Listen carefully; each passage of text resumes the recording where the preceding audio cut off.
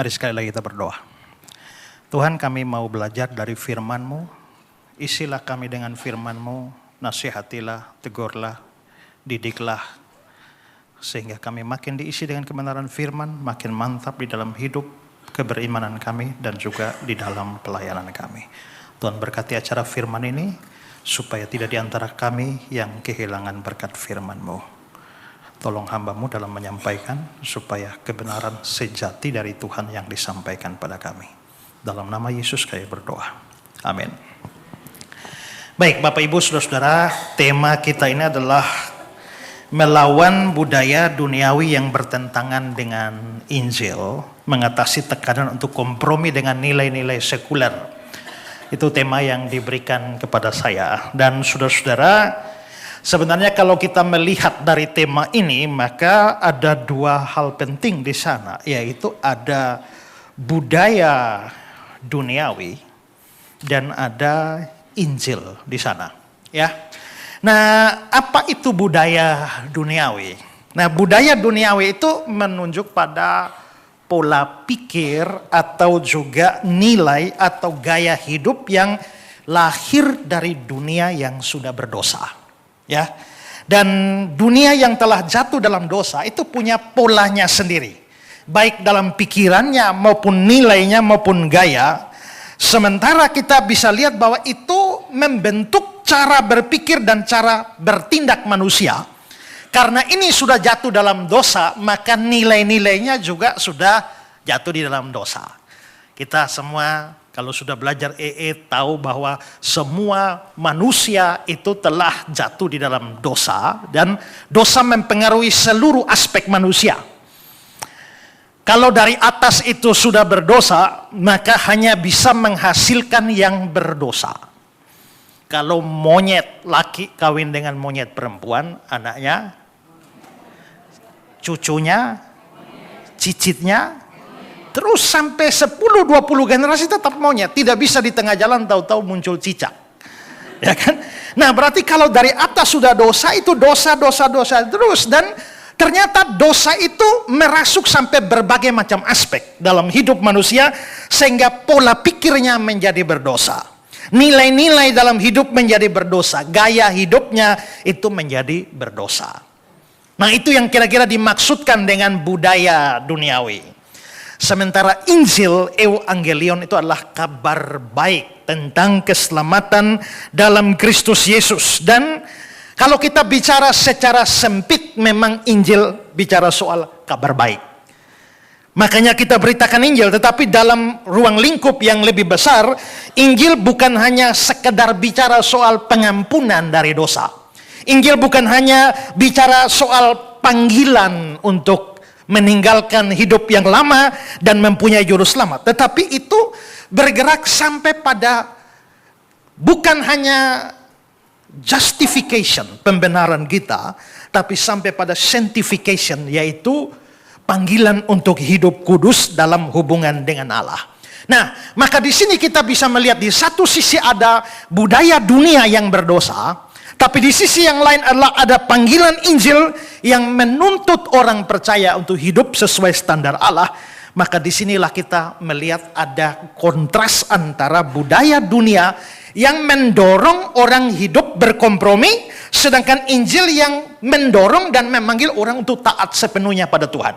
Ya, dunia menawarkan jalan yang mudah dan luas, sementara Injil menawarkan jalan yang sempit dan juga sukar, tetapi berujung pada hidup yang kekal. Nah, karena itulah maka kita ditantang untuk memilih antara budaya dunia dan spirit Injil.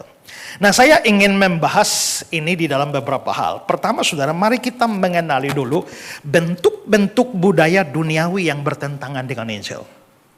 Tentu saja itu sangat banyak. Nah, kita tidak bisa membahas semuanya, tetapi mungkin saya hanya angkat beberapa yang paling saya, dalam penilaian saya, paling kuat atau paling mempengaruhi budaya dunia di dalam kehidupan kita. Yang pertama adalah soal materialisme dan hedonisme. Materialisme adalah pandangan hidup yang menempatkan materi, kekayaan dunia sebagai tujuan hidup. Ya, sementara hedonisme itu filosofi yang menjadikan kesenangan, kenyamanan, kepuasan diri itu sebagai standar tertinggi dari kebahagiaan. Nah, filosofi tentang atau budaya tentang materialisme dan hedonisme ini adalah salah satu budaya Injil yang begitu merasuk banyak orang, termasuk juga di dalam gereja. Nah, fokus utama dari dua pandangan ini, materialisme dan hedonisme ini adalah mengejar kekayaan, harta benda, status sosial itu sebagai tujuan hidup. Ya, sejak dari awal sudah begitu. Orang bekerja terus menerus sampai akhirnya lupa segala-galanya. Sebenarnya digerakkan oleh materialisme dan hedonisme ini. Orang rajin atau sangat bersemangat memakai barang-barang bermerek demi mengangkat status sosialnya. Itu sebenarnya digerakkan oleh materialisme dan hedonisme ini. Dan menilai keberhasilan orang hanya dari kekayaannya. Kalau kita lihat orangnya sudah mapan, wah sekarang sukses ya. Tapi yang miskin-miskin itu tidak pernah dianggap sukses. Ya. Nah, maka tanpa sadar kita sudah ada pada pola materialis dan hedonis ini. Tetapi yang menariknya adalah bahwa ini bukan hanya terjadi di dalam dunia, tetapi bahkan di dalam gereja pun semangat materialisme dan hedonisme itu juga kuat. Ya, bahkan di kalangan orang-orang yang melayani, bahkan pengkhotbah yang memberitakan kebenaran tanpa sadar dan banyak jadi terjebak dalam materialisme ini. Kemarin saya baru dari Manado, lalu saya ada bicara, saya bilang bahwa saya ini sering diundang khotbah di banyak tempat. Tapi biasanya ada orang kalau minta khotbah tuh, maaf Pak ya, mohon maaf, mau tanya Bapak, kalau undang Bapak ini tarifnya berapa? Ya, tarifnya berapa? Saya sampai heran, mengapa ada orang mau mengundang seorang pengkhotbah bertanya tarif? Tapi setelah itu saya berpikir, mungkinkah sudah adalah kebiasaan umum bahwa harus pakai tarif? Sehingga orang merasa perlu ada tarif yang dibuat. Nah karena itulah saya, kalau saudara ngundang saya, connect ke sekretaris saya sudah kasih persyaratan mengundang Pak Esra. Nomor 4-nya tidak ada tarif dan tidak perlu bayar. Ya. Kalau mau kasih juga tidak ditentukan, tidak kasih juga tidak apa-apa. Itu masuk dalam persyaratan. Ya, karena hari ini kita bisa lihat bahkan dalam dunia pelayanan juga materialisme dengan spirit materialisme seperti ini. Saudara kalau tahu tabloid Gloria yang muncul berapa tahun yang lalu tuh ya, beberapa dekade yang lalu, sekarang sudah tidak ada lagi. Itu pernah satu edisinya judulnya Pendeta Pasang Tarif. Ya, lalu saya baca ada kesaksian di situ, ada majelis gereja yang bikin kesaksian bahwa entah kenapa gereja mereka itu tidak punya pendeta. Jadi tiap minggu majelisnya harus cari pengkhotbah. Lalu mereka mengundang satu pengkhotbah untuk berkhotbah. Dan setelah itu bulan depan lagi majelis ini kontak pendeta itu. Pak pendeta, jemaah sangat diberkati dengan khotbah Bapak. Bisakah Bapak datang lagi dan melayani kami? Lalu pendeta itu bilang, cari saja pendeta lain. Saya bukan pendeta 500.000. Rupanya bulan lalu waktu khotbah dikasih persembahan, kasih 500.000. Dan dia tersinggung. Ya. Saudara tahu sekarang ada calo pengkhotbah? Ada, ya. Bahkan saya pun pernah didekati. Calo pengkhotbah itu dia punya relasi dengan pendeta-pendeta gereja banyak. Dia lihat ini ada pengkhotbah bagus. Lalu dia datang menjadi calo. Maka dia akan pergi ke gereja. Oh, ini ada Pak Esra loh, pakai loh. Ini Pak. Tapi ada perjanjian dengan saya 70-30. Jadi begitu ada bayaran 1 juta, dia kebagian 300.000, saya 700.000. Bahkan ada saking pendeta yang kepengen dicaloin sampai turun 50-50. Nah kita bisa lihat bahwa ternyata materialisme pun bisa berjalan di dalam pelayanan. Memang sama-sama melayani, tapi tidak salah kalau kita dapat dari sana. Tapi ini masalah motivasi. Karena tindakan yang paling tulus sekalipun, kalau ada motivasi yang buruk itu dirusak. Ya, action bisa sama, motif bisa berbeda. Pernah lihat kucing kejar tikus? Apa yang sama? Sama-sama lari. Tapi jangan hanya lihat larinya, tanya, kenapa kucing lari, kenapa tikus lari? Kucing lari karena takut ingin makan. Kucing lari karena lapar ingin makan, tikus lari karena takut dan ingin selamat. Berarti sama-sama lari, satu lari masalah nyawa, satu lari masalah perut. Ya kan? Nah, karena itu kita bisa lihat juga, kalau saudara misalnya lihat Instagram, ada Instagram Pastor in Style, ya, di mana itu Instagram yang berusaha untuk menyoroti waktu pengkhotbah atau pendeta, pastor lagi khotbah. Mereka dengan kamera sorot, ikat pinggangnya merek apa, cari harga berapa.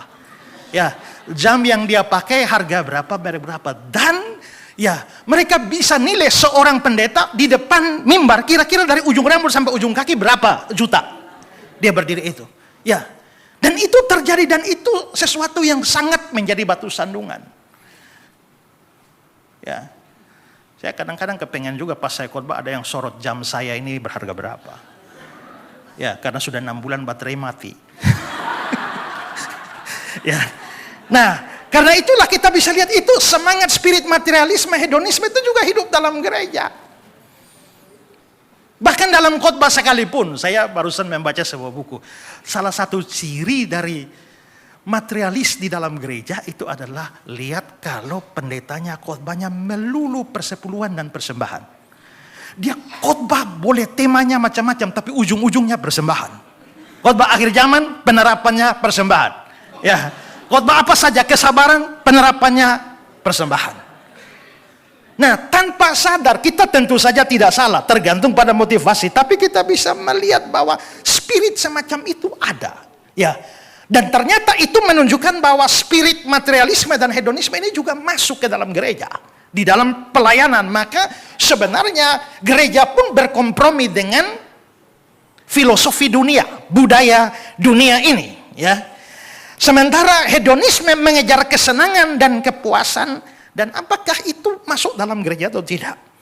Kalau hanya mengejar kepuasan dan kenyamanan, berapa banyak gereja sekarang mengemas ibadah hanya untuk menyenangkan dan bikin nyaman orang. Ya, tanpa sadar itu masuk.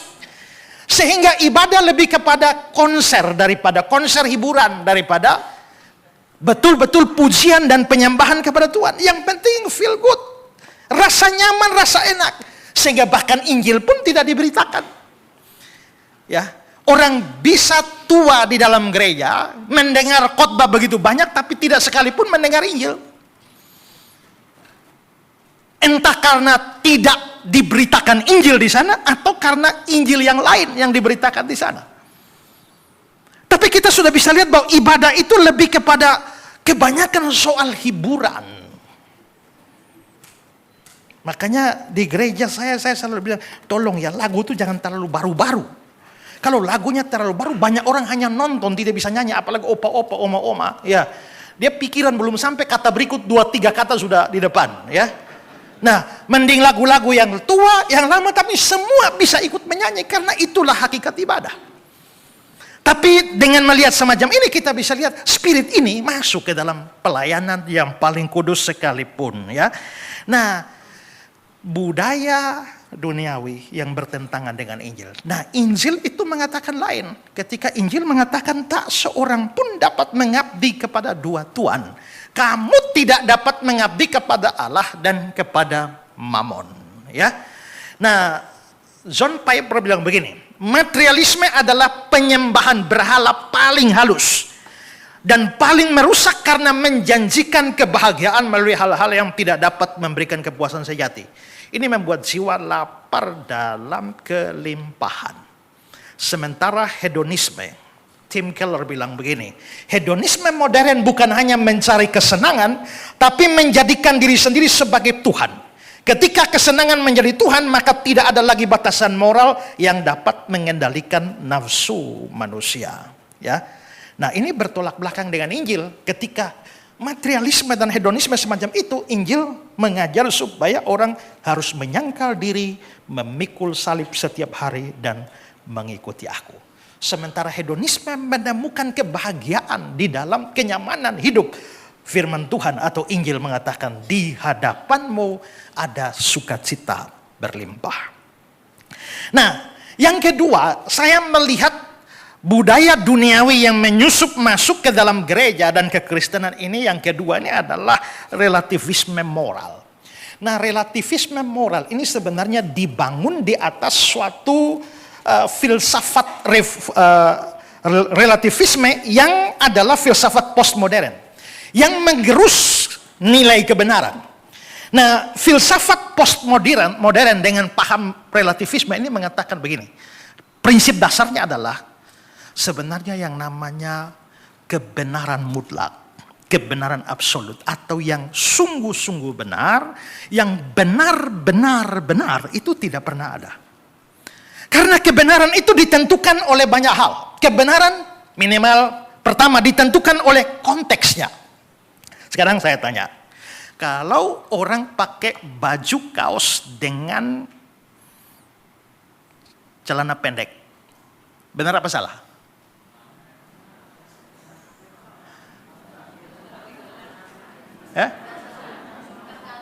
Tergantung kan. Kalau hanya duduk-duduk di pantai jadi benar, tapi sidang sinode dia muncul di situ, itu menjadi tidak benar. Kalau begitu sebenarnya pakai baju kaos dan celana pendek itu benar atau tidak? Tergantung konteks. Jadi relatif. Ya. Berteriak dengan suara keras itu benar atau tidak? Kalau lagi di lapangan sepak bola benar. Tapi lagi kunjungan di rumah sakit jadi salah. Kalau begitu kebenaran itu tergantung konteks. Tidak ada sesuatu yang mutlak benar, itu tergantung konteks. Kebenaran tergantung persepsi. Saudara habis makan ikan bakar, yang satu bilang, pedis sekali ya. Yang satu bilang, kok nggak rasa ya? Sebenarnya itu pedis atau tidak? Tergantung orangnya, tergantung persepsinya. Pada AC, ukuran AC 20, yang satu sudah kedinginan, yang satu bilang, wih nyaman ya. Maka kebenaran itu tergantung pada persepsi individu. Ya. Kebenaran tergantung waktu. Sebenarnya Pak Esra Soro itu pendeta atau bukan? Tergantung kamu tanya kapan, ya kan? Kalau kamu tanya itu di tahun 1995, bukan. Kamu tanya di 2025, ya. Jadi saya pendeta atau bukan? Tergantung waktu. Tergantung kapan. Ya. Kebenaran itu bergantung budaya. Saya waktu jadi mahasiswa teologi, pelayanan di mana wilayah Kediri sana, sama seorang kakak tingkat, dia bilang, Esra, ingat ya, kalau dikasih minum teh, jangan coba-coba minum sampai habis. Kenapa? Kamu akan dianggap rakus. Oh gitu ya. Jadi saya minum ya mesti setengah. Tapi kalau di tempat saya, kalau kamu tidak minum sampai selesai itu kurang ajar, tidak menghargai namanya ya. Nah kalau begitu minum teh sampai habis atau tidak sampai habis, benar apa tidak? Itu tergantung budayanya. Ya kan? Tergantung budayanya. Ada suatu tempat di Afrika adalah kebudayaan tertinggi. Kalau ada tamu datang dan bertamu, penghormatannya adalah malam itu kamu harus membiarkan istrimu tidur dengan tamu. Kalau kamu tidak membiarkan istrimu tidur dengan tamu, itu kamu orang tidak tahu adat. Ya. Kalau di kita itu kurang ajar. Kalau ke sana justru itu wajar, tidak membiarkan istri tidur orang lain, itu kurang ajar, tidak tahu adat. Waktu saya kasih tahu begini, ada yang bilang, Pak, boleh tahu itu tempatnya di mana?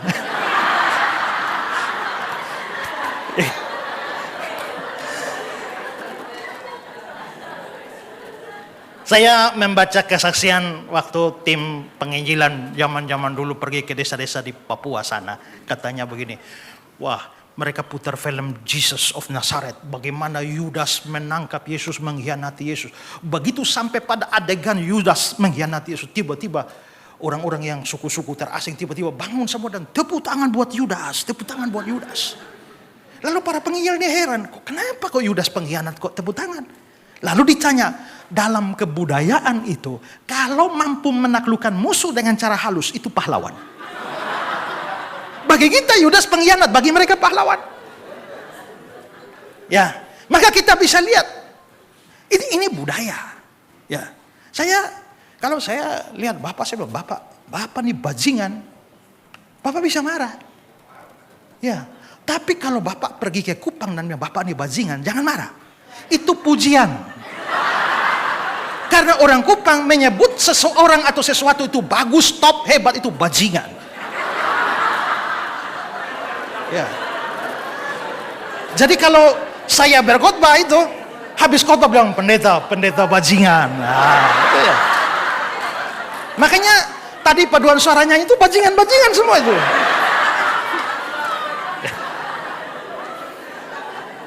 Jadi kita bisa lihat bahwa, nah ini, dan itu memang masuk akal. Masuk akal bahwa ternyata kita bisa lihat dari contoh-contoh ini, memang kebenaran itu parsial. Nah, celakanya penerapan dari relativisme ini masuk sampai pada relativisme teologis dan relativisme moral.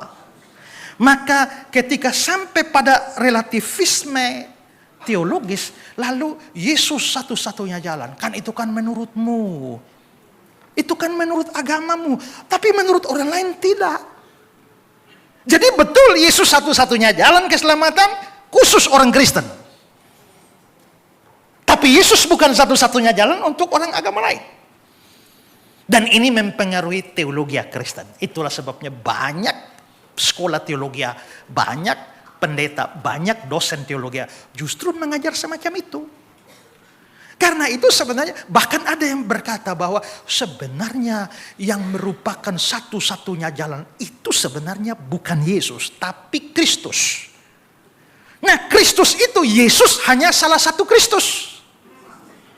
Karena Kristus itu Mesias yang diurapi. Yesus itu salah satu yang diurapi. Maka penginjilan pada dasarnya bukan membawa dan memaksakan Kristus kita kepada orang lain, tapi menolong agama lain menemukan Kristus di dalam agama mereka.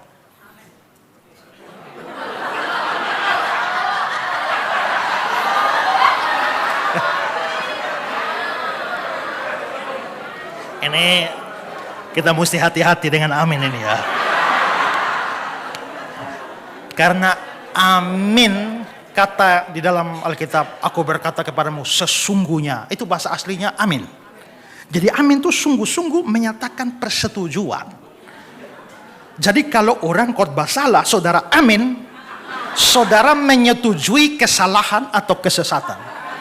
Dan itu dosa. Makanya di jemaat saya bilang, ingat ya, jangan sembarang amin. Kalau ada pendeta bilang ada amin, saudara-saudara mikir dulu. Kalau benar ada amin, saudara, amin. Kalau dia ngomong salah ada amin, tidak ada amin. Ada amin, saudara bingung. Benar nggak ya? Ada amin, sabar. Ya.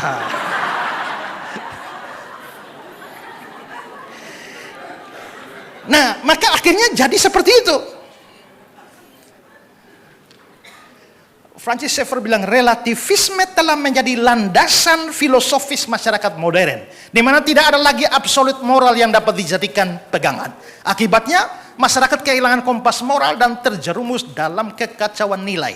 Ya, kekacauan nilai. Ini kata Francis Schaeffer. Ya, dan ini masuk sampai pada bukan hanya pada relativisme teologis, tapi sampai moral. Artinya begini loh, ya. Orang bisa hidup dengan gaya hidup macam apa saja. Sekarang seperti saya contohkan di Afrika. Saudara mau anggap itu dosa? Dosa bagimu, tapi bagi mereka bukan dosa. Pengkhianatan Yudas adalah dosa. Dosa bagimu, tapi bagi orang yang sana itu bukan dosa. Maka di sini kita bisa lihat nilai-nilai yang absolut sudah tidak ada lagi. Nah, kita bisa melihat bahwa memang contoh-contoh yang saya berikan tadi, yang namanya relativisme dan kebenaran parsial itu ada. Tapi pertanyaannya adalah, apakah dengan begitu banyak contoh kebenaran parsial, kebenaran mutlak tidak ada? Apakah ada tidak sebuah kebenaran yang sungguh-sungguh benar, yang berlaku bagi semua konteks, semua budaya, semua zaman, kapanpun ditanyakan, kepada siapapun ditanyakan, itu merupakan kebenaran absolut? Ada tidak? Bahkan sebenarnya secara filosofis itu sangat-sangat lemah. Kenapa? Karena begini, kalau sebuah filsafat atau pendapat kebenaran yang mutlak itu tidak ada. Kalau kebenaran yang mutlak tidak ada, maka pertanyaan kita, pernyataan yang mengatakan kebenaran mutlak tidak ada, itu mutlak atau tidak? Ketika saya mengatakan yang sungguh-sungguh benar itu tidak ada. Yang sungguh-sungguh benar itu tidak ada. Kalau memang betul yang sungguh-sungguh benar tidak ada, pertanyaannya, pernyataan yang mengatakan sungguh-sungguh benar itu ada atau tidak? Dan ini kan menurut saya, kalau orang pakai relativisme begini, dia nggak bisa hidup di dalam dunia modern sekarang. Sekarang saudara, kalau saudara saya jual minyak tanah, 1 botol 20.000. Saudara datang, beli 1 botol 20.000. Lalu saudara kasih uang 100.000. Saya mesti kembali saudara berapa? 80. Tapi saya kembalikan saudara 70. Lalu saudara marah. Loh, harusnya kan kembali 80 Pak, bukan 70. Kenapa bisa begitu? Karena 100.000 kurang 20.000, 80. Saya bilang, itu kan menurutmu. Menurutmu 100.000 kurang 20, 80. Tapi menurutku 100.000 kurang 20, 70. Jangan paksakan kebenaranmu padaku. Maka kacaulah dunia kan? Gak bisa. Walaupun kebenaran ada yang relatif, tapi yang namanya kebenaran mutlak itu harus ada. Bahwa kamu setuju atau tidak setuju, ditanyakan kapanpun, 100.000 kurang 20.000, harus 80.000. Nah, karena itulah kita bisa lihat bahwa kebenaran itu, walaupun ada yang relatif, tapi tidak boleh meniadakan kebenaran yang absolut. Nah, karena itulah, ya dikatakan di dalam Alkitab ada kebenaran, bahwa ya Yesus sendiri berkata, akulah kebenaran. Artinya kebenaran bukan hanya sekedar gagasan relatif, tetapi juga pribadi Kristus yang menjadi satu-satunya jalan keselamatan itu. Nah, ini jelas bertentangan, spirit ini bertentangan dengan kebenaran Injil. Kalau kita bicara dalam Injil secara lebih luas, karena standar kebenaran itu bukan waktu, bukan budaya, bukan tempat, bukan zaman, ya, tetapi firman Tuhan. Segala tulisan di ilmu alam memang bermanfaat untuk mengajar, menyatakan kesalahan, dan seterusnya. Jadi, mau ngajar harus sumbernya segala tulisan yang diilhamkan Allah. Mau nyatakan kesalahan dari segala yang dituliskan oleh Allah. Kalau yang dituliskan firman Allah tidak salahkan, jangan salahkan. Tapi kalau firman Tuhan membenarkan, jangan kamu salahkan. Firman Tuhan menyatakan salah, jangan kamu benarkan. Kadang-kadang, ya contoh, satu hari saya dikunjung oleh 2 orang. Begitu 2 orang saya lihat dari modelnya itu saksi Yehova. Ya, modelnya itu saksi Yehova. Biasanya saksi Yehova datang berkunjung 2 orang. Yang banyak diam tuh senior, yang banyak ngomong tuh junior. Lalu pas mau Natalan atau lewat Natal sedikit, lalu begitu mereka masuk, saya bilang, oh selamat Natal. Mereka tidak tahu saya pendeta. Selamat Natal. Sebelum mereka beres, saya bilang, oh iya ya. Kalian kan saksi Yehova, tidak percaya, tidak merayakan Natal kan? Nah, lalu saya tanya, kenapa kalian tidak merayakan Natal? Lalu mereka jawab, karena di Alkitab tidak ada perintah merayakan Natal. Coba Bapak kasih saja 1 ayat yang menyuruh merayakan Natal. Saya bilang, tidak ada. Nah itu. Jadi saya tanya, oh jadi kalau tidak ada Alkitab perintahkan tidak boleh ya? Iya Pak, tidak boleh. Nah saya lihat-lihat kan dia pakai dasi. Lalu saya, Pak, bisakah kasih saya 1 ayat perintah yang menyuruh orang pakai dasi? Ada tidak? Tidak ada. Kalau tidak ada, kenapa Bapak pakai dasi? Lalu dia bilang, ya karena Alkitab juga nggak larang. Nah, kalau begitu, apakah Bapak bisa kasih 1 ayat yang melarang orang merayakan Natal? Tidak ada juga. Kalau Alkitab perintahkan, lakukan. Kalau Alkitab tidak perintahkan atau Alkitab melarang, jangan lakukan. Masalahnya ada kategori di mana Alkitab tidak perintah, Alkitab tidak larang. Adakah perintah untuk merayakan ulang tahun? Tidak ada. Adakah larangan merayakan ulang tahun? Kalau ada perintah, harus rayakan. Kalau ada larangan, jangan rayakan. Tapi kalau tidak ada perintah, tidak ada larangan, terus bagaimana? Ya mau merayakan silahkan, tidak juga tidak apa-apa. Yang merayakan tidak salah, yang tidak merayakan juga tidak salah. Patokannya apa? Ya kalau kamu makan minum, lakukan semua untuk kemuliaan Tuhan. Jadi kalau kamu merayakan, lakukan untuk kemuliaan Tuhan. Tidak rayakan, ya sekarang saya tanya, Kira-kira ibu-ibu yang pergi ke salon cat rambut agak merah-merah, itu dosa apa tidak? Ya? Pertama, ada perintah? Ada larangan? Artinya kalau dia mau kasih merah, terserah dia lah. Ya. Tapi juga tidak ada kewajiban. Apakah itu untuk kemuliaan Tuhan? Dan prinsip kedua, jadi batu sandungan apa enggak? Kalau saya cat rambut warna biru langit, dosa tidak?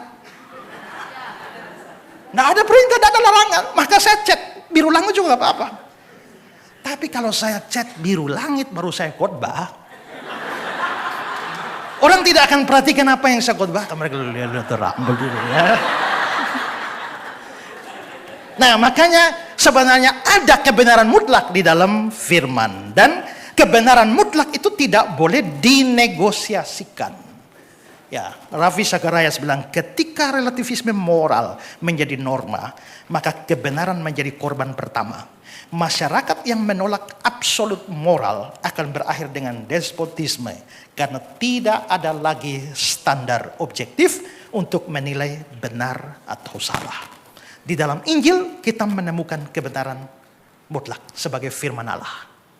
Tapi dunia, budaya duniawi menawarkan relativisme. Nah, karena itulah maka di sini kita bisa lihat kita dipanggil untuk hidup dengan standar firman Tuhan, bukan dengan standar dunia ini. Tapi berapa banyak relativisme ini menyusup masuk ke dalam gereja dan kekristenan. Yang ketiga, sekularisme. Sekularisme ini adalah pandangan yang memisahkan hidup rohani dan hidup sekuler. Serta menolak campur tangan yang rohani seperti agama dan iman dalam urusan publik, sosial, politik, pendidikan, dan sebagainya. Dengan kata lain, sekularisme ini hidup dengan dualisme, menganggap bahwa agama itu hanya urusan private. Hanya urusan pribadi di ruang private, sedangkan di ruang publik itu harus netral, harus bebas dari pengaruh nilai-nilai iman atau nilai-nilai agama. Dan dalam pandangan semacam ini, hidup dijalani seolah-olah tidak ada. Ateisme itu dibagi dua, ya, ateis teoritis dan ateis praktis. Ateis teoritis itu mereka yang mengemukakan argumen-argumen rasional untuk menyangkal keberadaan Allah. Seperti Nietzsche, Feuerbach, dan lain-lain. Tapi ada ateis praktis yang percaya ada Allah, tapi hidup seolah-olah Allah tidak ada. Dan menolak campur tangan Allah di dalam urusan hari-hari. Urusan dengan Allah hanya di dalam gereja. Urusan dengan Allah hanya di dalam pelayanan. Tapi di luar itu, di dalam dunia sekuler, itu tidak perlu dicampurkan. Ini sekularisme. Dan ini akhirnya membuat banyak orang tidak sadar hidup dengan spirit semacam itu. Maka begitu mereka di gereja, mereka jadi orang yang jujur, orang yang taat, orang yang setia, baik hati dan sebagainya. Tapi begitu mereka ada di kampus, mereka ada dalam dunia kerja, maka tidak bisa membedakan lagi. Prinsip-prinsip rohani itu tidak nampak ketika mereka hidup dalam dunia sekuler. Mereka menganggap agama hanya urusan pribadi di hari ibadah. Nah, ini jelas bertentangan dengan Injil. Karena apa? Karena sekularisme itu seperti mau menyingkirkan Allah dari kehidupan. Saudara bayangkan kalau orang hanya mau patuh, takut akan Tuhan, menyenangkan Tuhan pada hari Minggu waktu dia beribadah. Sementara dalam hidup sekuler dia dari Senin sampai Sabtu, itu semua tidak berlaku nilai-nilai imannya, maka dia menyingkirkan Allah dari hari Senin sampai Sabtu. Dan Allah hanya berurusan dengan dia di dalam hari Minggu. Padahal kita tahu bahwa Injil menyatakan kepada kita, menegaskan bahwa Kristus itu pusat dari seluruh ciptaan. Di dalam Kolose pasal 1 itu dikatakan bahwa di dalam dia diciptakan segala sesuatu di sorga, di bumi, yang kelihatan, tidak kelihatan, singgasana, kerajaan, pemerintah, penguasa, segala sesuatu diciptakan oleh dia. Dan ya, dia ada lebih dulu dari segala sesuatu. Dialah kepala tubuh, yaitu jemaat. Dia sulung yang pertama bangkit dari antara orang mati dan seterusnya. Berarti Kristus itu adalah pusat dari alam semesta dan sejarah. Sehingga sekularisme itu hanya memberikan bagian kecil bagi Allah dalam hidup orang. Hanya urusan rohani. Tapi begitu urusan sekuler, kelihatannya Tuhan tidak diizinkan ikut campur di sana. Karena itu Francis Xavier bilang, sekularisme telah menciptakan dikotomi palsu antara yang sakral dan yang sekuler. Padahal seluruh hidup berada di bawah kekuasaan Allah. Tidak ada area kehidupan yang netral. Tidak ada. Kalau itu tidak diserahkan kepada Tuhan, maka itu menjadi senjata kelaliban. Kalau bukan Tuhan yang berkuasa di situ, maka setan yang berkuasa. Tidak ada wilayah netral. Sehingga sekularisme pada dasarnya adalah upaya pemecatan Tuhan dari kehidupan setiap hari. Nancy Peirce bilang sekularisme modern tidak hanya mengabaikan Tuhan, tapi secara aktif menciptakan sistem pemikiran yang membuat Tuhan tidak relevan dalam kehidupan sehari-hari. Padahal Alkitab, Injil mengatakan, jika kamu makan, jika kamu minum, lakukan semua untuk kemuliaan Tuhan. Makan dan minum ini urusan jasmani, urusan sekuler itu. Tapi ternyata sampai makan dan minum, lakukan semuanya, itu pun untuk kemuliaan Tuhan. Maka berbisnis pun itu untuk kemuliaan Tuhan. Bangun usaha pun untuk kemuliaan Tuhan. Olahraga pun untuk kemuliaan Tuhan. Semua urusan kita, tanggung jawab orang Kristen itu adalah mempermuliakan Tuhan melalui semua aktivitas sekuler. Ya. Bahkan aktivitas rohani saja, kalau tidak dilakukan untuk kemuliaan Tuhan, itu malah jadi dosa. Apalagi yang sekuler itu juga. Dan mengabaikan Tuhan. Orang beribadah saja kan, kalau bukan untuk kemuliaan Tuhan kan jadi dosa. Ya, orang kasih persembahan itu mestinya baik, tapi begitu dia kasih persembahan bukan untuk kemuliaan Tuhan, itu jadi dosa. Orang berkhotbah sekalipun, tapi kalau berkhotbahnya bukan untuk kemuliaan Tuhan, itu malah jadi dosa. Dan itu banyak terjadi hari ini. Banyak orang berkhotbah juga bukan untuk kemuliaan Tuhan. Anthony de Mello itu bercerita bahwa ada satu pencuri di India masuk satu kampung, lalu dia merampok di sana, lalu dikejar. Begitu dia dikejar, satu kampung kejar dia. Dia lari, dia hampir tertangkap, tapi dia masuk hutan, lalu dia ingat bahwa orang-orang di sana itu sangat menghormati para pertapa. Maka akhirnya dia langsung lihat ada pohon besar, dia suruh di situ dan dia mulai bertapa di situ. Begitu dia bertapa, orang kampung kejar ini perampok. Mereka lihat ada pertapa. Ada pertapa suci. Lalu mereka datang. Bagi mereka pertapa suci itu bisa kasih berkat buat mereka. Tapi ada imbalannya. Yaitu mereka harus memberikan kepada pertapa itu. Maka ada yang bawa capcay, kasih taruh di situ minta berkat. Dia kasih berkat. Ada yang bawa sate ayam, dia kasih berkat. Semua bawa dia kasih berkat. Angkat tangan berkat-berkat saja. Dalam hati dia pikir, kalau tahu begini untuk apa repot-repot merampok ya. Bukankah aku bisa hidup mewah dengan memanfaatkan iman orang-orang tolol ini? Dan terlalu banyak orang atas nama pelayanan pun hidup mewah atas dasar iman orang-orang tolol. Kemarin saya khotbah di gereja Surabaya. Dari Lukas pasal 8, perempuan-perempuan yang melayani itu ya. Nah, ada Maria Magdalena, Yohana istri Kusa.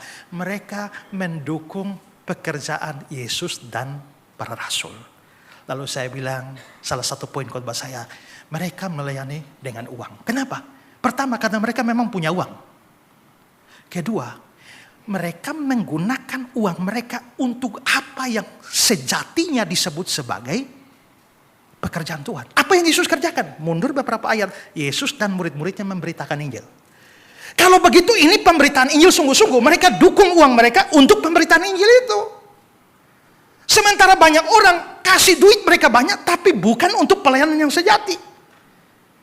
Uang miliar-miliar, tapi ternyata dibuang di situ, tapi tidak ada Injil sama sekali. Ketika Benny Hinn datang ke Kupang, KKR satu malam saja, saya dapat laporan itu habis bermiliar-miliar. Tapi saya hadir, tapi adakah khotbah itu ada Injil sedikit pun? Tidak ada. Ya. Mana khotbah yang aneh dan menyesatkan orang. Saudara-saudara, kalau di dalam tubuhmu ada Roh Kudus, pikirkan, masuk akal kalau tubuhmu ada Roh Kudus, bisa ada kanker bersama Roh Kudus di dalam? Kalau tubuhmu adalah bait Allah, bisakah itu sekaligus menjadi baitnya penyakit-penyakit? Karena itu kalau betul-betul percaya ada Roh Kudus, tidak mungkin sakit. Ada amin?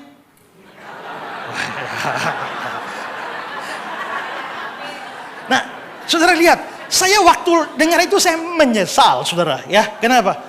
Ini duit habis bermiliar-miliar, tapi tidak ada Injil itu. Tapi banyak orang nyumbang, dipikir ini pekerjaan Tuhan. Makanya, ya saya nggak mau tahu, yang penting saya serahkan itu kan, kalau dia mau pakai secara sembarangan kan tanggung jawab dia. Ya memang sih, tapi kan kamu bodoh. Kan kamu harus tahu bahwa uangmu itu betul-betul berguna untuk pelayanan. Jadi jangan sembarang asal dukung saja. Menyumbangkan uang saudara untuk sesuatu yang bahkan menyesatkan, itu sama dengan sumbang uang untuk memperlebar jalan ke neraka. Jadi orang kasih persembahan saja bisa saja tidak untuk kemuliaan Tuhan. Nah, di sini kita bisa lihat bahwa yang rohani saja, kalau bukan untuk memuliakan Tuhan, itu menjadi dosa. Apalagi yang sekuler. Harusnya adalah mau yang rohani, yang kerja sekuler pun semua itu untuk kemuliaan Tuhan. Itu pesan Injil, tapi sekularisme lain. Ya. Berikut. Toleransi yang salah. Nah, toleransi itu baik, tapi yang salah satu budaya duniawi yang merasuk banyak orang sekarang adalah toleransi yang salah. Nah, toleransi yang salah ini adalah sikap yang menyalahartikan toleransi sebagai keharusan untuk menerima dan membenarkan semua pandangan, keyakinan, perilaku, bahkan yang jelas-jelas bertentangan dengan firman Tuhan. Dalam pandangan ini, toleransi tidak lagi menghargai perbedaan tanpa harus menyetujui. Tapi penghargaan itu mewajibkan persetujuan. Jadi kalau saya dengan saudara 5 kali 5, saya bilang 25, saudara bilang 20. Toleransi yang benar itu adalah ya sudah, walaupun saya nggak setuju dengan kamu, tapi saya menghargai pendapatmu. Tapi toleransi yang salah akhirnya menerima juga, menghargai saudara, sekaligus menerima pendapatmu sebagai kebenaran, bahwa 5 kali 5, 20. Nah ini toleransi yang salah, akibatnya kebenaran dikorbankan. Kadang-kadang orang berpikir bahwa kalau orang berbeda pendapat harus dong cari titik tengah, win-win solution. Tapi saya bilang begini, kalau ada dua sikap ekstrim, ekstrim kiri, ekstrim kanan, maka kita bisa menemukan kebenaran pada titik temu. Tapi kalau yang satu sudah benar, yang satu sudah salah, begitu mau cari titik temu jadi salah. Ilustrasinya begini. 2 orang bertengkar, ini sama ini bertengkar. 1 tambah 1 berapa? Ini 2. 1 tambah 1 berapa? 4. 2, 4, 2, 4. Mereka bertengkar sepanjang hari. 2, 4, 2, 4. Lalu saya datang. Apa sih yang kamu pertengkarkan? Ini lu 1 tambah 1 berapa? Kamu berapa? 2. Kamu berapa? 4. Sudahlah, jangan mau menang sendiri. Kamu berapa? 2. Coba kamu naik 1. Kamu berapa? 4. Coba kamu turun 1. Ya, 4 kurang 1, 3. 2 tambah 1, 3. Jadi kita cari posisi tengah. 1 tambah 1, 3. Mulai sekarang jangan berkelahi lagi ya. Ya, saling menerima dong pendapat. Ya, akhirnya mereka berhenti berkelahi. Tapi yang dikorbankan adalah kebenaran. Maka jalan tengah itu tidak selamanya benar. Jalan tengah justru bisa salah. Kalau perbandingannya adalah yang ini sudah benar, yang ini salah. Cari jalan tengah jadi salah. Kecuali ini salah, cari jalan tengah bisa benar. Walaupun bisa salah juga. Ya. Nah, maka toleransi yang salah dan mau menerima seluruh kebenaran itu justru bisa mengorbankan kebenaran. Seperti kata Josh McDowell, toleransi sejati mengatakan saya menghormati Anda sebagai pribadi meskipun tidak setuju dengan keyakinan Anda. Toleransi palsu mengatakan semua keyakinan sama baik. Anda tidak boleh mengatakan keyakinan saya salah. Ya. Ini yang membangun semangat pluralisme agama. Bahwa kita harus menerima semua kebenaran agama sebagai sama-sama benar. Tapi itu tidak logis. Kenapa? Karena klaim-klaim agama bukan hanya berbeda. Kalau berbeda belum tentu bertentangan. Tapi klaim-klaim agama itu saling bertentangan. Ketika satu agama percaya ada Allah yang berpribadi, Satu sosok pribadi di sana, namanya Allah. Sementara yang satu mengatakan, tidak ada. Mana mungkin Allah bisa ada dan tidak ada secara bersamaan dan dua-dua sama-sama benar. Yang satu bilang neraka ada, yang ini bilang neraka tidak ada. Sama seperti kekristenan pada dasar, pada umumnya percaya ada neraka. Orang saksi Yehova tidak percaya ada neraka. Apakah bisa saksi Yehova yang bilang neraka tidak ada dengan kekristenan umum yang mengatakan neraka ada, bisa sama-sama benar? Tidak bisa. Kalau menerima itu membuat kita tidak rasional lagi. Itu melanggar hukum kontradiksi. A adalah non A dalam pengertian yang sama dan dalam waktu yang sama. Tidak bisa. Ya. Donald Carson bilang, toleransi yang baru tidak lagi berarti saya tidak setuju dengan Anda, tapi saya akan membela hak Anda untuk berbicara. Melainkan semua posisi memiliki nilai sama, tidak ada yang boleh dikritik. Maka akhirnya kita menciptakan budaya yang anti kritik. Walaupun saya salah, kamu tidak boleh kritik saya. Karena harus menerima. Ya. Dan itu dilakukan untuk apa? Untuk menjaga perdamaian. Dan banyak upaya perdamaian duniawi mengorbankan kebenaran. Ya, itu seperti tadi ya. Pandangan eksklusif, Yesus satu-satunya jalan keselamatan. Pandangan pluralisme, semua agama bisa menyelamatkan. Lalu muncul ada yang mau cari titik tengah. Ini pandangan inklusif. Lalu pandangan inklusif ini lalu mengatakan dua hal. Pertama, Yesus benar satu-satunya jalan. Tapi bagi orang Kristen, bagi yang lain ini. Kedua, masing-masing agama punya Kristus sendiri. Tinggal kita bantu mereka temukan Kristus mereka. Nah, itu cari jalan tengah. Ini eksklusif, ini pluralis. Inklusif di tengah. Nah, maka akhirnya kebenaran tentang Yesus satu-satunya jalan itu dikorbankan. Ya, seperti almarhum, perkataan dari almarhum siapa namanya?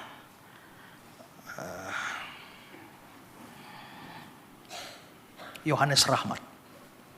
Yohanes pasal 14 ayat 6. Itu tidak pernah dikatakan oleh Yesus.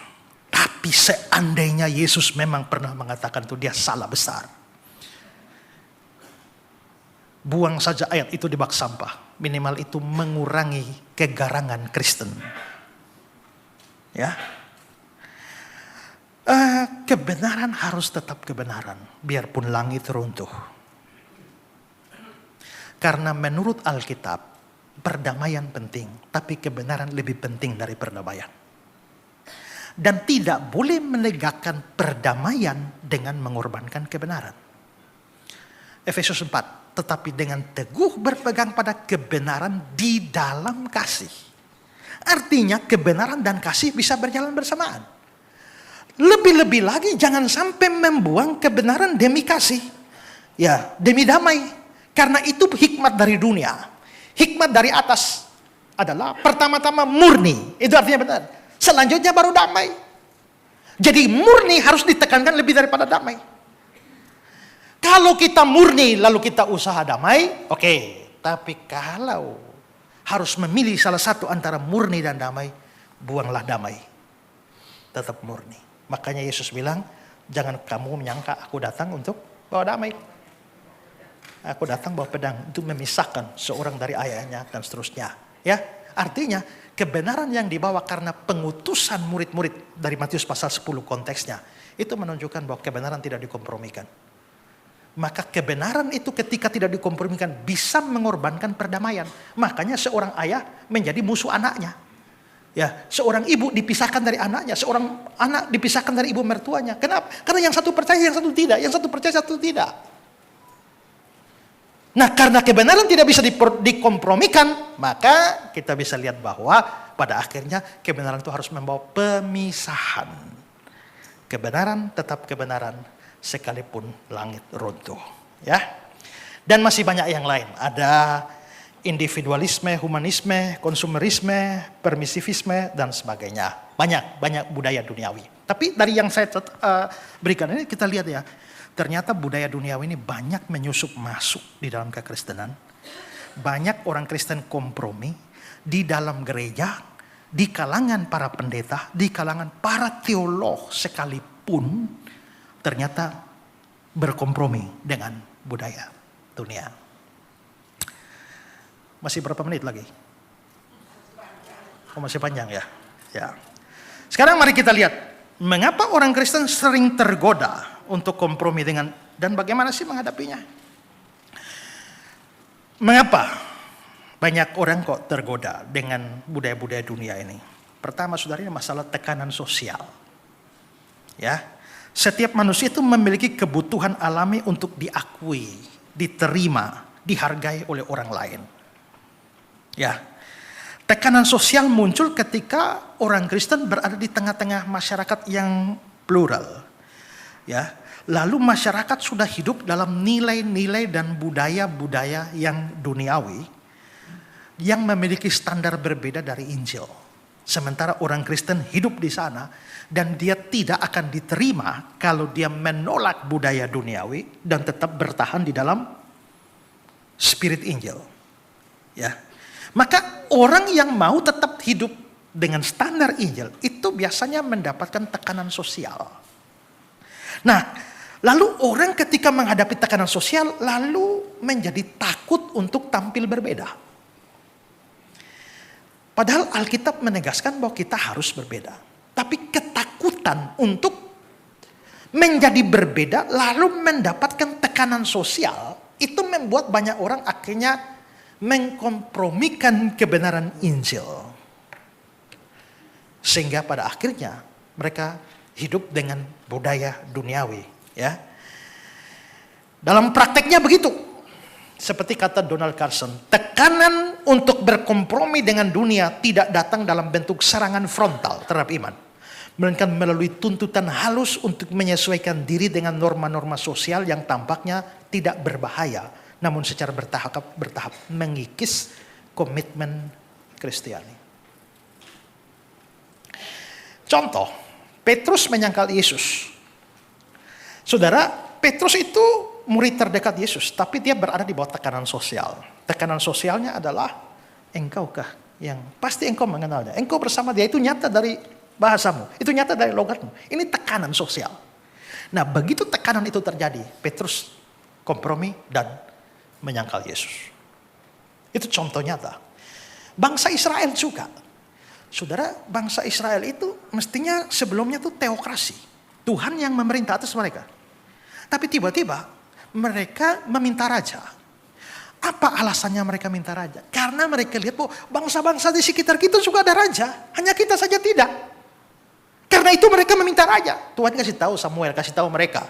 Aku rajamu, kalau kamu minta raja, itu sama dengan mengkhianati aku. Tuhan memang janji akan kasih raja, tapi belum saatnya. Tapi mereka ngotot. Akhirnya Tuhan kasih raja yang bejat seperti Saul. Sebagai hukuman, makanya dalam Mazmur dia bilang, aku memberikannya dalam murkaku. Ya, akhirnya justru kita bisa lihat bahwa hidup mereka jadi buruk. Itu kompromi dengan kondisi kerajaan-kerajaan yang lain. Bahkan dalam 2 Timotius 4 ayat 10 dikatakan Demas telah mencintai dunia ini. Walaupun tidak dijelaskan detail, besar kemungkinan Demas terpengaruh dengan daya tarik lingkungan sosial sekitar dia. Sehingga akhirnya dia meninggalkan Injil. Nah, tekanan sosial itu bisa terjadi dari teman, keluarga, rekan kerja, dan seterusnya. Saya ini waktu lahir hampir mati. Mama saya juga hampir mati, saya juga hampir mati. Jadi bapak saya berdoa, Tuhan, kalau engkau selamatkan istri saya dan anak ini, kami janji kasih anak ini bagi Tuhan, jadi pendeta. Dan akhirnya selamat. Karena selamat, saya sudah dikasih tahu kamu akan jadi pendeta. Jadi dari kecil tuh saya sudah diindoktrinasi pasti harus jadi pendeta. Ya, dan itu membuat saya agak jengkel karena begitu sekolah yang lain bisa menentukan cita-cita mereka sesuka mereka. Saya nggak bisa. Yang lain mau jadi dokter, mau jadi ini, jadi ini. Padahal sebenarnya saya maunya jadi astronot. Tapi karena astronot saya pikir masih terlalu tinggi bawa orang sampai bulan. Ya enggak usah lah, turun dikit lah jadi pilot. Ya, belakangan saya kepengen jadi pengacara. Ya, karena saya suka berdebat. Jadi kayaknya jadi pengacara bagus. Tapi pertama mau astronot, lalu turun dikit jadi pilot. Tapi masalahnya sudah suruh jadi pendeta. Karena itu orang tua saya ini sudah suruh saya dari kecil itu baca Alkitab, tiap hari hafal ayat. Ya, sampai hafal ayat itu sampai, kalau saudara tahu ya, Matius 6 ayat 33. Ya, sampai selesai baru boleh makan. Jadi saya waktu kecil sudah hafal ayat banyak. Kelas 1 SMP saya sudah berkhotbah. Kelas 1 SMA saya sudah KKR kemana-mana. Lalu tiap hari bawa Alkitab ke sekolah. Maka teman-teman saya itu satu kelas itu panggil, Pak Pendeta, Pak Pendeta. Karena orang istirahat saya baca Alkitab saya. Pendeta, pendeta. Jadi walaupun belum pendeta tapi mereka panggil saya pendeta juga saya diam aja. Ya. Satu hari guru masuk tanpa diduga-duga, ujian. Nah ada siswa yang belajar, ujian. Dia tulis itu soal-soal di papan. Habis soal cilakanya, habis tulis soal, gurunya pergi ke ruang guru. Semua juga tidak ada yang tahu jawabannya termasuk saya. Tapi setelah ini saya mulai lihat, depan nyontek, kiri nyontek, kanan, belakang nyontek. Satu-satunya yang tidak nyontek cuma saya. Ya. Tapi ketika saya lihat depan, kiri, kanan, buka, belakang nyontek semua. Saya rasa kok saya aneh sendiri ya. Akhirnya masalahnya saya juga tidak tahu jawabannya. Akhirnya dalam hati saya pikir, nyontek dulu lah. Saya pun buka. Begitu saya buka langsung dapat catat. Begitu saya catat tiba-tiba satu tangan hantam pundak saya, kaget saya. Ternyata ada teman saya, dia pukul pundak saya dan dia, ternyata pendeta nyontek juga ya. Saudara, kenapa awalnya saya tidak mau nyontek, kenapa akhirnya jadi nyontek? Rasa aneh sendiri kan? Karena lingkungan saya semua begitu. Ada semacam tekanan sosial bagi seseorang yang mau hidup berbeda. Dan banyak orang tidak kuat terhadap tekanan ini. Sehingga akhirnya kompromi.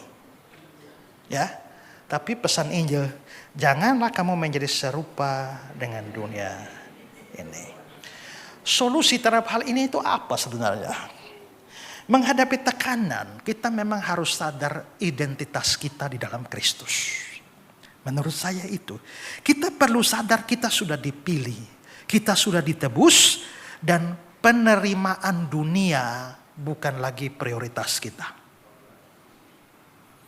Bagi seorang yang telah ditebus, penerimaan Tuhan itu jauh lebih penting daripada penerimaan dunia.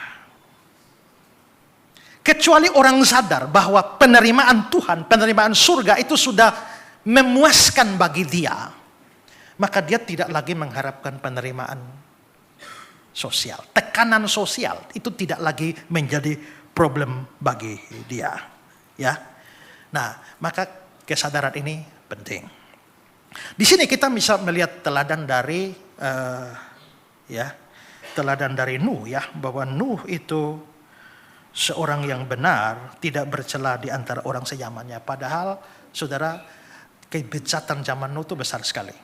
Ya.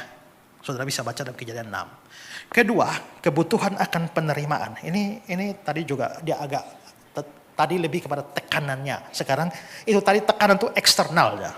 Tapi kebutuhan akan penerimaan ini internalnya. Ya. Timothy Keller bilang kebutuhan manusia akan penerimaan begitu kuat sehingga ketika tidak dipenuhi oleh hubungan dengan Allah, manusia akan mencari dalam bentuk-bentuk yang dapat mengganggu iman mereka. Penerimaan dari manusia menjadi berhala ketika mengalahkan loyalitas pada Kristus. Sadarlah kalau kita betul-betul ada Tuhan, dunia pasti benci kita, ya. Dunia pasti benci kita. Seorang dalam acara tanya jawab, seorang tanya bilang, Pak, kenapa ya Pak, saya dulu belum ikut Tuhan, belum rajin melayani, kok hidup saya aman-aman saja ya. Sekarang kok malah ikut Tuhan sungguh-sungguh, kok malah jadi banyak sulitnya ya. Oh ya, puji Tuhan, berarti Anda ada pada jalur yang tepat. Karena sebelum Anda percaya Yesus, Anda bukan anak Allah, Anda anak iblis. Lalu waktu Anda terima Injil, kamu diberi hak jadi anak Allah. Kamu telah mengkhianati bapakmu yang lama. Sekarang kamu mengabdi kepada bapakmu yang baru. Saya tanya, mungkinkah bapakmu yang lama membiarkan kamu hidup tenang? Gak mungkin. Saya tamat dari sekolah teologi di sini. Ya, dulu waktu saya tingkat 1, saya pernah bikin khotbah yang bikin marah kakak-kakak tingkat. Karena Tema khotbah saya hari ini adalah belajar dari teladan iblis. Satu, iblis itu adalah pribadi yang setia kepada tugas dan tanggung jawabnya. Dia setia menggoda dan dia selalu lakukan itu. Dua, iblis itu adalah pribadi yang tidak pandang muka.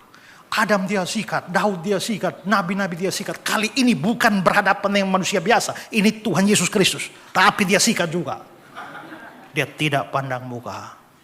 Ketiga, iblis itu pribadi yang pandai menggunakan kesempatan. Ya, Yesus puasa dan lapar. Dia tidak tawar iPhone terbaru. Ubah jadi roti. Lagi pula batu-batu di sana memang mirip roti. Ya, dan jika engkau anak Allah. Kenapa dia bilang jika engkau anak Allah? Konteksnya Matius pasal 3, Yesus baru keluar dari dibaptis. Lalu ada suara, inilah anakku. Rupanya waktu Allah Bapa bilang, inilah anakku, setan dengar. Langsung dia tunggu di pojok sana, jika engkau anak Allah. Nah, jadi kita dengar firman setan juga. Tapi dia tunggu saudara di box sana. Ya. Nah, dan terakhir, iblis itu adalah pribadi yang tidak mudah putus asa. Dicobai pertama kali gagal, dicobai kedua kali gagal, dicobai ketiga kali sampai diusir, nyala iblis. Tapi Lukas 4 bilang, lalu iblis mengundurkan diri dan menunggu waktu yang baik. Besok masuk lewat Petrus, lewat imam-imam, lewat Yudas. Iblis itu tidak gampang putus asa. Kalau kita menginjil saja orang tolak langsung kita putus asa. Kita perlu belajar dari iblis. Nah, itu habis itu kakak tingkat pada ngamuk semua. Memang tidak ada tokoh lain kah harus dari iblis? Nah, jadi kita memang diserang iblis itu wajar. Kalau sampai hidupmu tidak diserang iblis itu kita mesti curiga. Pertama, mungkin kawan. Ya kan? Karena iblis tidak menyerang orang-orangnya sendiri. Nanti kerajaannya hancur. Atau kedua, pelayananmu tidak ada dampak apa-apa. Biarkan aja lah. Almarhum Gus Dur pernah kasih cerita, ada perang. Ngeng, pesawat Jerman tembak, tembak. Ngeng, pesawat Inggris tembak, pesawat Jepang tembak. Tiba-tiba, ada pesawat lewat. Tidak usah tembak. Prajuritnya heran, kenapa tidak tembak? Tidak usah, itu dari Indonesia. Tidak usah, nanti jatuh sendiri. Artinya pesawat Indonesia ini terlalu remeh, jadi nak mengancam, jadi biar saja jatuh sendiri. Jadi kalau iblis tidak menyerang saudara, kelihatannya saudara tidak ada giginya. Ya, jadi biarkan. Tapi ingat, iblis benci anak-anak Tuhan, tapi yang paling dia benci itu adalah yang penginjilan. Panah-panah terbaiknya dia kerahkan kepada para penginjil. Karena kalau kamu ikut Tuhan saja tapi nggak menginjil, kamu nggak terlalu jadi ancaman. Tapi menginjil ini kan merebut jiwa-jiwanya iblis. Karena itu kalau mau habis ikut dan menginjil maka bersiaplah. Ya.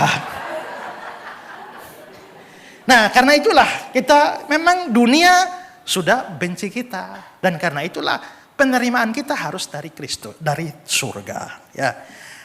Saul itu kehilangan kerajaannya ketika dia merasa kalau dia taat firman dia akan ditolak oleh rakyat. Aku takut kepada rakyat, karena itu aku mengabulkan permintaan mereka.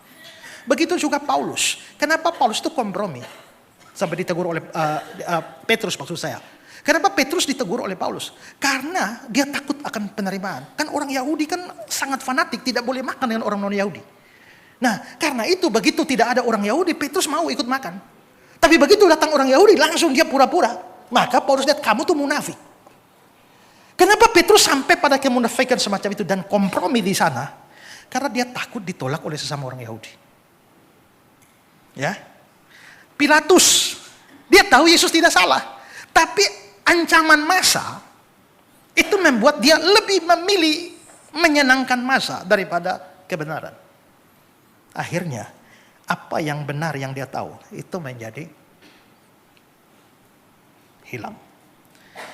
Nah, solusinya sekali lagi sadar penerimaan sejati itu dari Kristus, dari pihak surga. Ya, kita ini sudah diberikan karunia dari Tuhan, ya diterima Seperti kata stot, penerimaan kita oleh Allah melalui Kristus, dasar dari segala penerimaan yang kita butuhkan. Ketika kita memahami bahwa kita sudah sepenuhnya diterima oleh Allah, kita tidak lagi merasa perlu mengejar penerimaan dari dunia dengan cara mengorbankan integritas iman kita. Makanya Paulus bilang, sekiranya aku mau mencoba berkenan pada manusia, aku bukan hamba Kristus. Ya. Ketiga, ya saya cepat saja karena waktu mungkin akan tidak cukup. Pengaruh media. Pengaruh media ini sangat menentukan. Banyak terjadi anak-anak Tuhan itu hidup dalam kompromi dan bahkan mengorbankan prinsip-prinsip Injil. Media itu ternyata tidak hanya memberikan informasi, tapi juga membentuk nilai dan standar kita. Ketika seorang Kristen terlalu banyak menyerap konten media yang sifatnya berisi budaya dunia, tanpa filter rohani yang kuat, maka nilai-nilai Injil perlahan-lahan terkikis dan digantikan dengan nilai dunia. Neil Postman bilang, media bukan hanya menyampaikan pesan, tapi juga membentuk cara kita berpikir tentang realitas. Ketika orang Kristen tidak kritis terhadap konten media, mereka tanpa sadar mengadopsi worldview yang mungkin bertentangan dengan iman mereka. Coba saudara ya, saya melihat sekarang ini saya baca satu postingan. Ya, dia mengatakan bahwa munculnya media itu meruntuhkan moralitas banyak manusia. Coba saudara, tampil telanjang di media bukan lagi hal yang tabu. Berapa banyak perempuan yang mempromosikan dirinya hanya pakai celana dalam saja, BH saja, ya, segala macam. Dan itu kita ketemu terus. Kita tidak berencana melihat, tapi scroll kena. Makanya kemarin ada yang tanya, Pak, kalau saya kira-kira dosakah saya kalau saya scroll tanpa sengaja tiba-tiba lihat pakaian mini begitu dan saya terangsang. Dosakah? Ya artinya itu jadi pergumulan itu. Apalagi itu apa? FB Pro. Di mana orang bisa dapat penghasilan dan masing-masing berusaha membuat konten yang menarik. Maka pada saat semacam itu prinsip-prinsip moral itu jadi dikorbankan. Ya, tidak termasuk pemudi-pemudi gereja. Alih-alih memberitakan Injil lewat media, tapi goyang seronok segala macam masuk dan itu menjadi bagian kita hari-hari. Nah, artinya ternyata pengaruh media ini itu membentuk budaya duniawi masuk dan mengikis ciri khas hidup di dalam Kristen. Alkitab berkata, ya jangan sesat. Pergaulan yang buruk merusakkan kebiasaan yang baik. Dalam konteks sekarang, pergaulan itu tidak hanya pergaulan fisik, tapi pergaulan dengan media. Itu merusak kebiasaan yang baik. Di Taman Eden,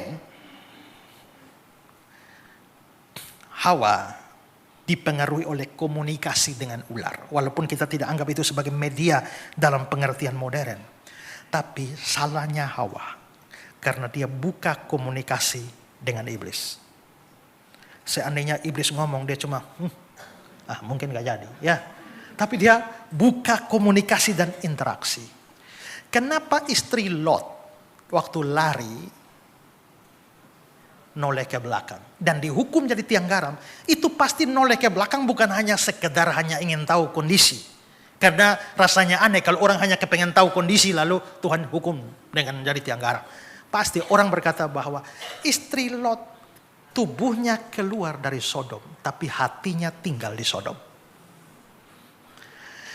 Sangat mungkin bahwa kehidupan di Sodom itu telah mempengaruhi dia sehingga lama-lama kita bisa lihat bahwa pola pikir dan hidupnya itu mirip Sodom. Karena itu Mazmur bilang apa? Berbahagialah orang yang tidak berjalan menurut nasihat orang fasik, tidak berdiri jalan orang berdosa, tidak duduk dalam kumpulan pencemooh. Ada 3 kata kerja, berjalan, berdiri, duduk. Berjalan, berdiri, duduk. Ini menunjukkan tahap-tahap ketertarikan dalam sebuah komunitas. Saya ingat dulu, zaman dulu kalau saya pergi ke pasar, belum ada hiburan-hiburan lain. Biasa di pasar itu ada orang jual-jual obat. Tapi dia bawa-bawa ular, apa segala macam, ya. Dan aneh-aneh kayak main sulap. Jadi pada waktu saya sebenarnya mau belanja di pasar, tapi saya lihat ada rame-rame, saya ikut berdiri. Lihat. Ya, jadi sebenarnya dari tadi saya lagi berjalan. Ya, lalu saya berhenti. Ya, dari berdiri saya berhenti, lalu akhirnya lama-lama saya duduk. Nah, artinya saya bisa melihat bahwa berjalan, lalu berdiri, lalu duduk, itu step by step di mana orang akhirnya dipengaruhi dalam kehidupan. Nah, di sini solusinya bagaimana? Kita tidak bisa menghindari media, ya.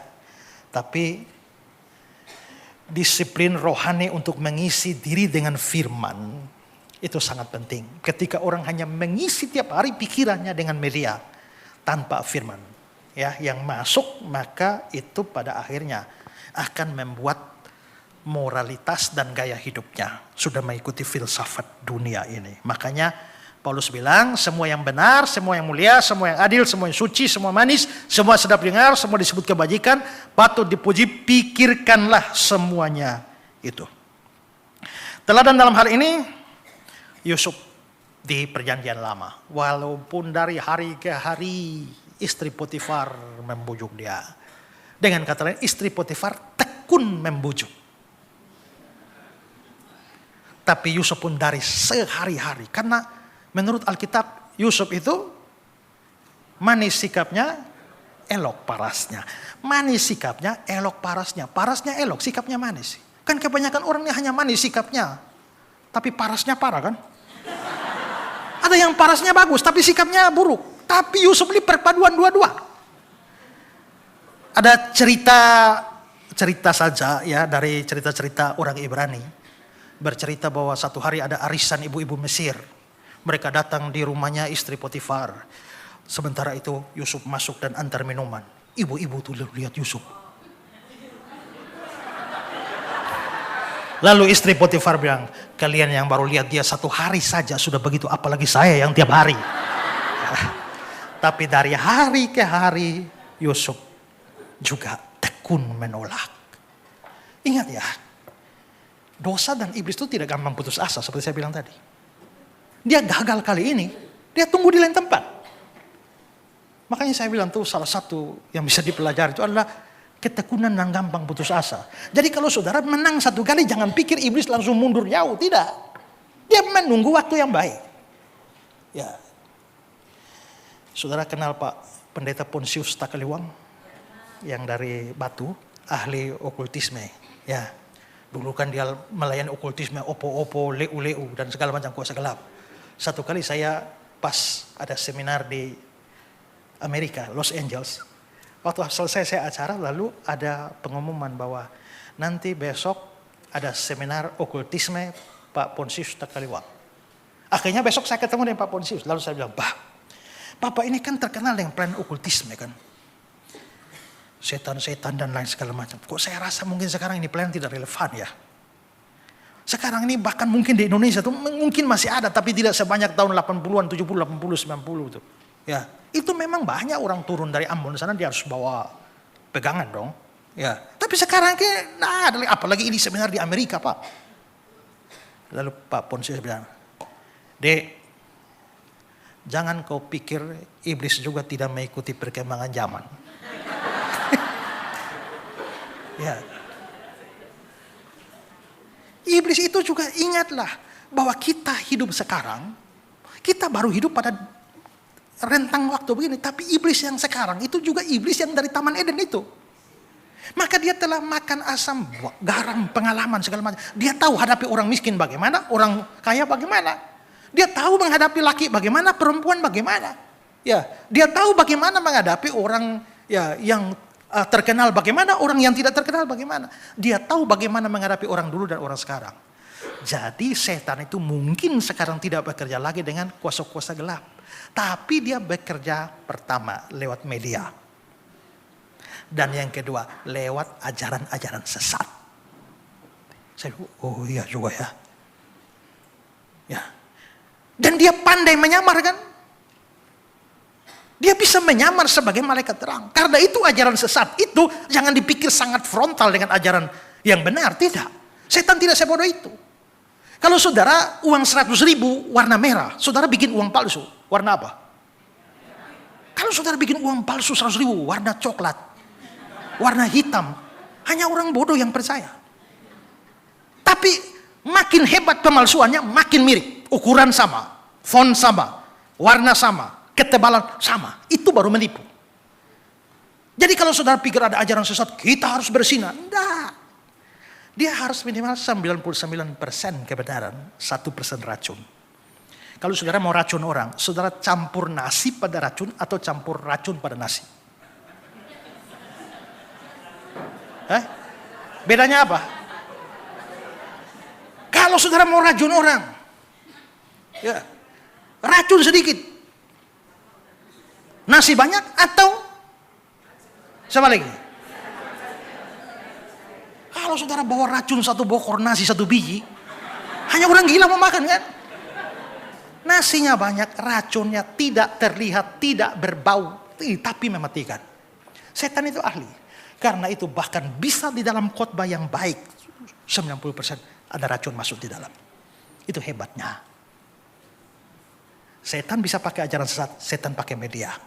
Tapi kalau banyak anak Tuhan tidak sadar, akhirnya media justru merusak mereka. Ada beberapa yang lain, saya khawatir waktu tidak cukup, nanti baru saya share materinya. Saudara, saya cuma mau tambah ini ya. Oke, saya langsung ke poin terakhir. Nah, sekarang bagaimana sih sebenarnya peranan kita orang Kristen dalam menghadapi pengaruh budaya dunia ini? Yang saya ngomong tadi itu adalah penyebab-penyebabnya lalu solusinya. Tapi sekarang solusi-solusi sudah saya berikan. Nanti saudara yang belum dilihat dalam materi ini. Nah, tetapi yang ini adalah peran positif kita itu apa? Nah, ini memang sederhana, tapi berusaha menjadi teladan dalam hidup. Alkitab mengajarkan itu. Makanya kepada Timotius dibilang bahwa jangan orang anggap dirimu rendah, jadilah teladan. Dan teladan ini dari kata Yunani typos, ya, tipe, pola, cap, cetakan. Artinya adalah hidup orang Kristen itu menjadi model yang nyata supaya bisa menjadi tipe, menjadi pola bagi orang lain.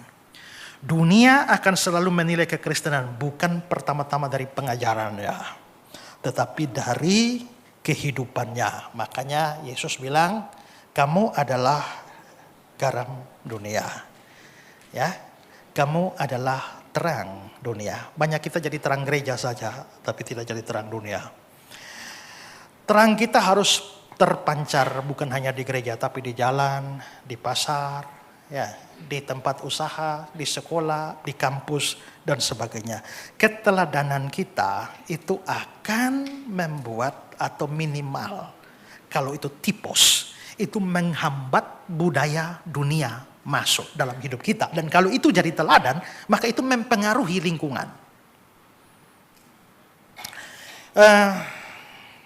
Saya ingat satu cerita, seorang pendeta pergi KKR di suatu tempat.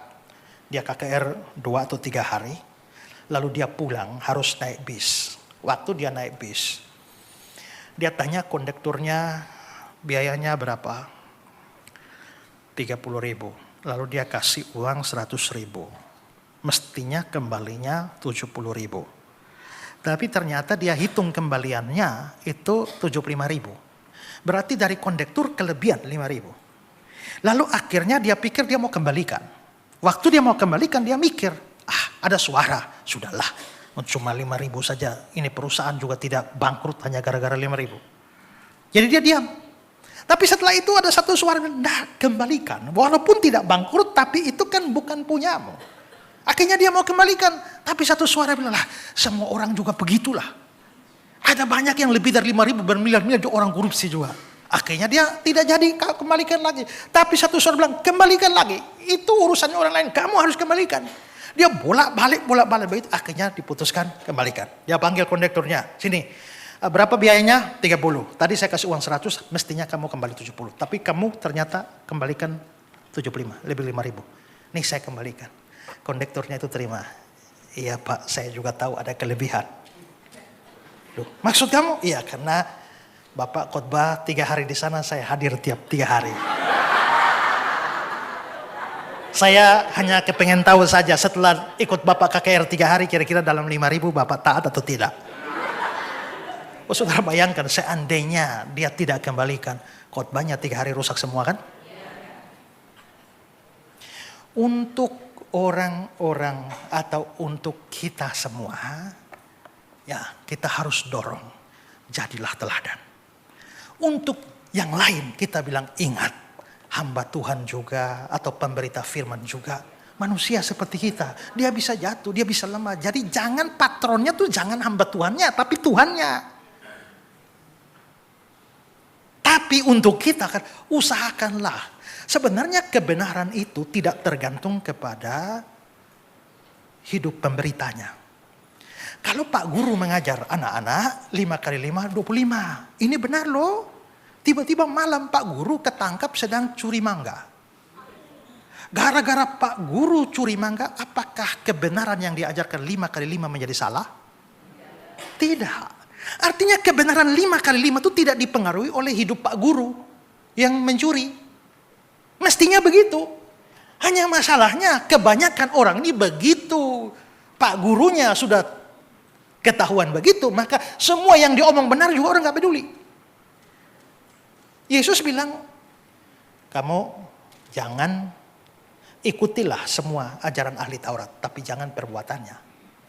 Artinya orang yang hidup buruk sekalipun, itu masih bisa didengarkan. Karena yang dia ngomong itu kebenaran. Tapi kita juga secara sosial kita tahu bahwa banyak itu kendala ketika hidup orang Kristen tidak menjadi contoh dan teladan.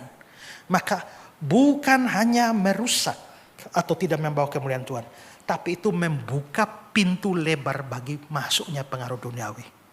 Dia saja begitu kok, pendeta saja begitu kok, penginjil saja begitu kok, apalagi kita. Maka begitu hidup kita tidak jadi teladan, pintu terbuka untuk pengaruh dunia begitu besar. Ya karena itu Paulus bilang, usahakan supaya jadikanlah dirimu teladan. Ya.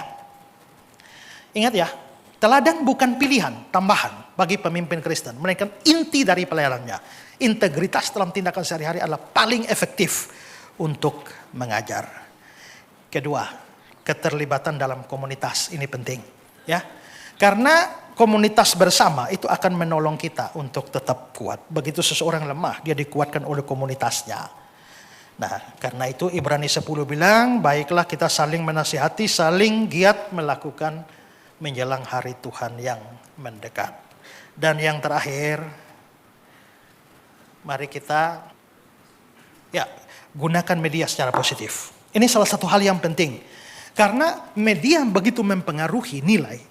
Nah, nilai-nilai dunia masuk kepada banyak orang Kristen. Tapi bayangkan kalau banyak orang Kristen menggunakan media secara positif. Ini kita memasukkan nilai Kristen.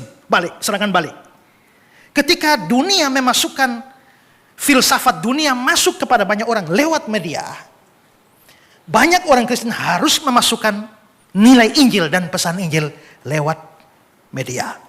Maka disinilah orang Kristen harus bijak. Kalau kita anti media, kita kalah. Tapi pakai media. Karena saya selalu berkata sebenarnya media itu adalah pertempuran antara terang dan gelap. Every day. Dan salah satu penyebab kekristenan mundur itu adalah banyak anak Tuhan diam. Banyak pakai media tapi tidak pernah pakai untuk pemberitaan Injil. Ya. Sementara ajaran sesat menyebar begitu luas di dalam media. Tapi yang jago-jago teologi, pintar-pintar duduk di sekolah teologi tidak masuk. Maka penyesatan bergerak lebih cepat.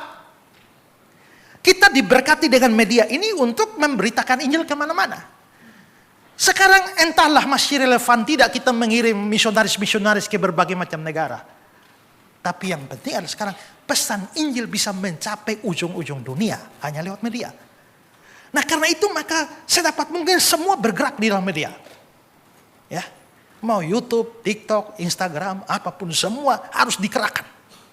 Ya, bayangkan kalau Semua kita satu hari harus ada pesan penginjilan masuk. Kan saudara punya teman mungkin 5.000. Ya tapi waktu saudara posting cuma 400 lihat, 500. Tapi kalau kita banyak rame-rame. Wah itu punya pengaruh dan dampak yang luar biasa itu. Ya, makanya orang Kristen tuh kalau pakai media tuh yang berguna. Saya pernah lihat status orang dulu. Ya, aduh, mau beol. Mau buang air besar saja status loh. Nah, jadi mestinya pulang ini semua harus ya bikin akun TikTok, akun Instagram, apa segala. Sebab kalau saudara tidak bisa khotbah, kan banyak khotbah yang baik-baik. Banyak pesan-pesan Injil yang ini. Potong-potong, karena orang tidak suka dengar yang panjang-panjang. Pendek-pendek saja, ya 2 menit, 3 menit. Kalau semua rame buat begitu. Kenapa budaya Injil tidak bisa mempengaruhi ketimbang budaya dunia? Ini perang.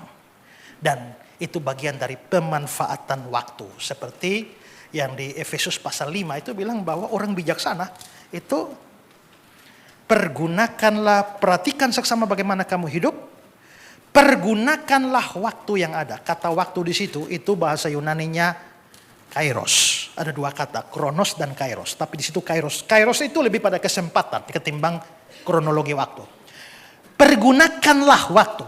Kata Yunaninya exagorazo. Exagorazo itu diterjemahkan redeeming the time. Tebuslah waktu. Kenapa digunakan istilah tebus? Biasanya kalau kita masuk barang di Pegadaian, tebus balik. Harus ada bayaran. Maksudnya begini. Contohnya begini ya. Ibu ini bertobat tahun 2025. Padahal sudah 50 tahun. Berarti ada 50 tahun waktu yang terbuang percuma untuk dunia kan. Sekarang ibu sudah percaya Yesus kan 2025. Kalau mati Tuhan tetapkan 2030, berarti sisa 5 tahun kan? Nah, kalau begitu bagaimana dalam 5 tahun ini, kejar ini waktu, ini isi sekalian bayar yang kemarin 50 tahun lewat tuh. Itu namanya redeeming the time. Saya dengar khotbah pendeta Stephen Tong, kenapa banyak orang mati dan selesai, tapi kenapa orang hari ini masih ingat Plato, Socrates dan macam-macam? Karena orang-orang itu pakai pikirannya untuk menulis bagi generasi zaman-zaman berikut. Maka mereka boleh mati, tapi nama mereka, pemikiran mereka tidak mati.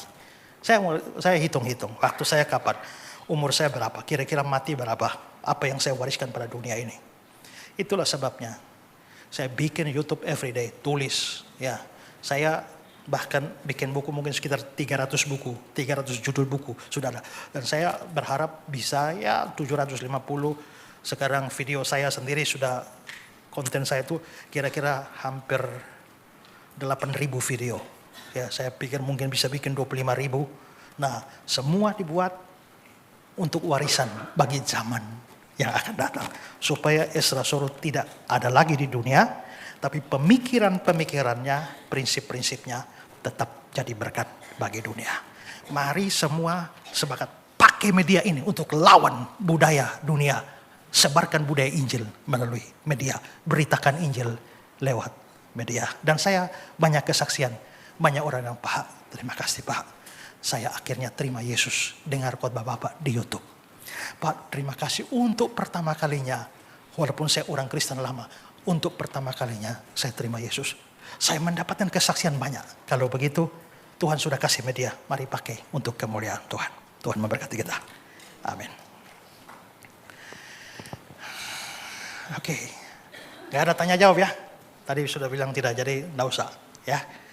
Nah, kita mau berdoa dan setelah ini saya habis berdoa saya persilahkan teman-teman dari paduan suara untuk mempersembahkan. Oh, pas ya begitu ya? Atau bukan? Atau nanti? Oh ya, nanti kita serahkan kembali saja, diatur. Ya, mari kita berdoa. Tuhan, terima kasih untuk pelajaran kami. Kami sadar bahwa budaya dunia merasuk begitu banyak pemikiran orang dalam hidup sekarang. Tapi Tuhan tolong kami, bukan hanya bertahan, tapi malah balik menyerang dengan menggunakan semua yang ada, terutama media, untuk mempengaruhi dunia ini dengan nilai-nilai Injil, prinsip-prinsip Injil, gaya hidup yang Injili, dan lebih daripada itu, kabar baik bisa diberikan untuk generasi sekarang. Terima kasih Tuhan, kami tahu tidak mudah, tapi ajar kami untuk melihat bahwa hidup ini peperangan. Peperangan rohani, kami harus memenangkan peperangan ini demi kemuliaan nama Tuhan. Dalam nama Yesus kami berdoa.